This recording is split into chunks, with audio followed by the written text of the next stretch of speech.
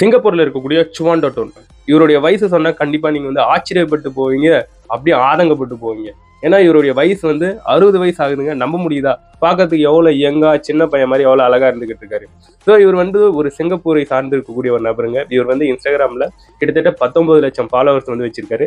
ரீசெண்டா இவர் வந்து அவருடைய 60வது வயது பர்த்டேவை செலிப்ரேஷன் பண்ணியிருக்காரு. அவருடைய இன்ஸ்டாகிராம் பக்கத்துல வந்து எந்த அளவுக்கு உடம்ப வந்து ஹெல்த்தியா வச்சுக்கணும், ஸோ டயட்டை வந்து எந்த அளவுக்கு மெயின்டைன் பண்ணணும், காய்கறிகள், பழ வகைகள், இந்த ஃபிஷ், உடம்புக்கு ரொம்ப நல்ல விஷயங்கள்ன்ட்டு இருக்கும் இல்லையா, ஸோ எதை சாப்பிடணும்ட்டு எல்லாத்தையும் அவர் வந்து அவருடைய ரீல்ஸ் அப்லோட் பண்ணுவாங்க. அதெல்லாம் பார்த்துட்டு ஃபாலோ பண்றதுக்குன்ட்டு நிறைய பேர் வந்து இருந்துகிட்டு இருக்காங்க.